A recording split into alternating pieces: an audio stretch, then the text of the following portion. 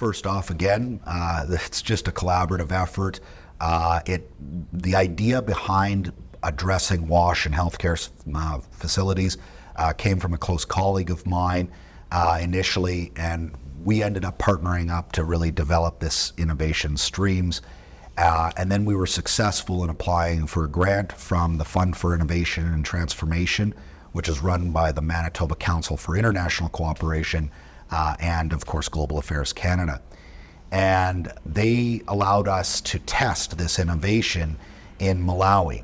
And so what Streams is basically a response to the really, really awful, problematic situation of poor WASH, so water, sanitation, hygiene in healthcare facilities. Mm-hmm. So this is a topic that when I first got into discussions about, I was quite surprised really to find that it didn't actually receive a lot of research attention. Mm-hmm. And it seemed like a no-brainer to me. It's very rare, I find, where you can find such a obviously important topic, but have very little generally focused on it. There's an extensive amount of work on WASH in communities as far as provisioning of water, a lot of work on WASH in education systems, for example, in the Global South. But this healthcare facility piece has generally been lacking. However, in around 2019, the WHO and UNICEF partnered up to start to produce the first report on the state of WASH in healthcare facilities around the world. And those very macro analysis turned out to reveal some pretty startling statistics. Large percentages of clinics and hospitals don't even have running water, mm-hmm. don't have proper hand washing facilities, waste separation facilities, and so on and so forth. And so my partner, she ended up getting very involved in this because has a history of working in international development, particularly with a focus on WASH. And in 2019 did a bit of an assessment in northern Malawi about their conditions at 18 healthcare facilities there. And her findings were very consistent, if not worse, than the findings of UNICEF and the WHO. So what she sought to do was start to try to develop a solution to this problem, because that's the real core thing, is we have a pretty good understanding of the problems, but how do you fix that? How do you make some positive change towards improving these things? And so they started to develop streams, and what STREAM stands for is systems, training, empowerment, and monitoring support. It's a little bit of a mouthful, so we decided streams would be more appropriate. And then we partnered up to apply for this grant to really test it, and in the process really refined the program, started to figure out how it was going to be implemented, and then started to look at exactly how it was affecting both patients and staff. And another core focus of that particular project is, again, women's health. So women tend to use healthcare facilities in Malawi and most other Global South countries more frequently and more acutely than men. So frequently in the sense that they're always there with children or family members because of the caregiving aspects that are embedded in culture. And then more acutely, what I mean by that is that a lot of men will go to a healthcare facility because they've contracted malaria or something, so they go to get a pill, or they break their finger and they get it reset or something like that. Whereas women are often there to give birth. Right. And that biologically exposes them to all these pathogens that could be in the air, on surfaces, and so on and so forth. And I don't need to explain the importance of sterility when performing surgery and so on. You just have to watch an episode of ER and see the doctors walking around like this all the time, right?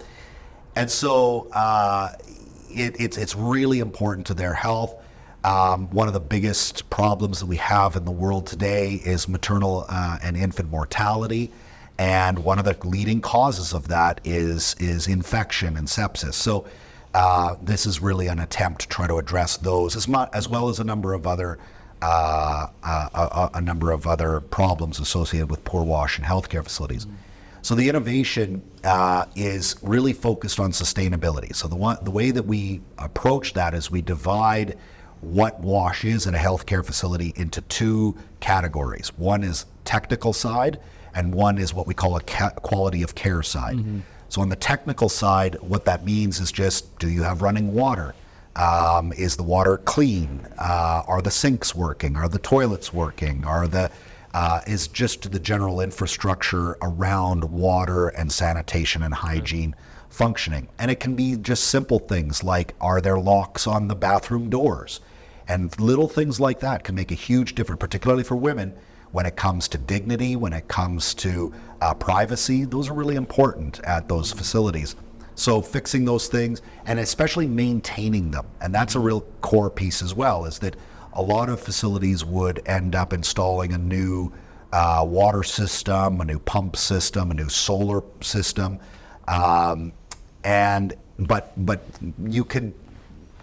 what you really need to do is you need to be able to do the simple little changes and maintenance that draws out the lifespan of those systems. Because we're talking about very low asset settings where it's very, very expensive to replace a water tank, for example. So if you just can go in and replace a washer or two, or fix up a pipe a little bit, then it can really expand the life of that system. Sometimes it's just as simple as opening and closing valves. Valves that are opened and closed will work much longer than those that are just left open or closed. So small things. Okay. On the behavior side, or on the quality of care side, we're really focused on behaviors. Washing your hands properly, which of course is very, very important in a healthcare facility. How to interact with patients to maintain sterility, how to clean the facility, how to wash walls and floors and so on to reduce the number of bacteria, pathogens, and so on that are on those surfaces. So the way that we implement it is also through a bit of an innovation called a circuit rider approach. And so this is something that is not necessarily an innovation in a general sense. It's been around for quite some time and has been used around the world. What a circuit rider is essentially just a roving expert. It's somebody who knows how to fix a system or have a set of skills, but a facility might not have somebody who is fully employed doing that regularly, but it would benefit from having somebody come around regularly, check up on the behaviors, check up on the infrastructure. And while it's not been innovative it's something that's been used quite extensively in other settings, it is something that is innovative when it comes to doing it for healthcare facilities and doing it for WASH. So we did our testing and we found that there was still some things to work on. It's not an easy process, very dynamic program, but really, really positive results, really excellent community buy-in, really meaningful feedback from both patients and staff, because that's also really critical, is you have to keep staff healthy and safe as well. So those are the broad strokes of the program.